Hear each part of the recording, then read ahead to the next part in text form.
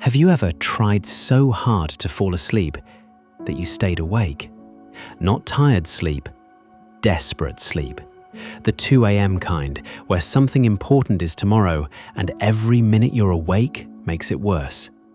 So you try harder. You close your eyes tighter. You tell yourself to relax. You breathe. You count. You check the clock. And the harder you try, the more awake you become. You felt this somewhere else too. The relationship you held too tightly slipped away. The creative idea you chased disappeared the moment you reached for it. The happiness you tried to force felt emptier the harder you manufactured it. This isn't bad luck. It's what happens when effort turns against itself.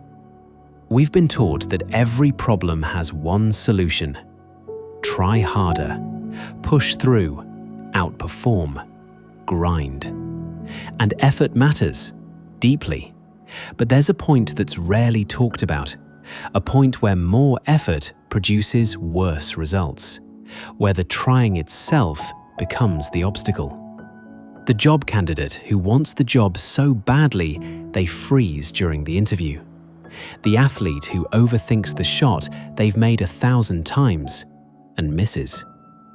The person who tries so hard to be liked that they're exhausting to be around. In every case, the harder they pushed, the further the outcome drifted away. This is the effort paradox, and it's shaping your life in ways you probably haven't noticed. In the 1980s, psychologist Daniel Wegner ran a deceptively simple experiment. He told people they could think about anything they wanted except a white bear. The result? They couldn't stop thinking about the white bear. The instruction not to think about it made it impossible to think about anything else. He called this ironic process theory. The harder you try to suppress a thought or force a feeling, the more powerfully it returns. Tell someone not to be nervous, they become more nervous. Tell someone to be spontaneous, they freeze. Tell someone to just be happy, and the emptiness gets louder. The same mechanism explains why forcing an outcome so often creates its opposite.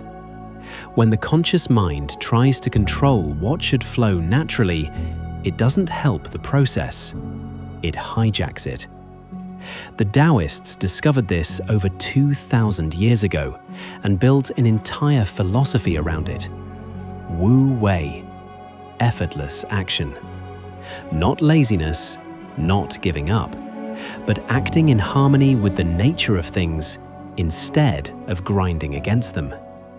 Lao Tzu wrote, "The sage acts without forcing, and yet nothing is left undone." Not because they do less, because they stop fighting what doesn't need to be fought. The Bhagavad Gita arrives at the same truth from a different direction. Krishna doesn't tell Arjuna to stop acting.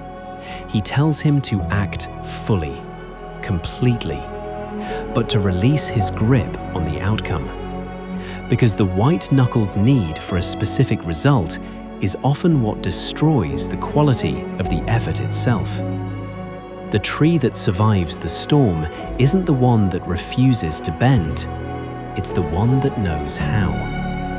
So here's something to try. Pick one area of your life where you're forcing something, a relationship, a decision, an emotion you're trying to create or suppress, a dream you're strangling because you need it so badly. And for the next 24 hours, loosen your grip. Not forever, not surrender. Just the difference between holding something and clutching it. See what moves when you stop being in the way. Because here's the last question. What are you holding too tightly?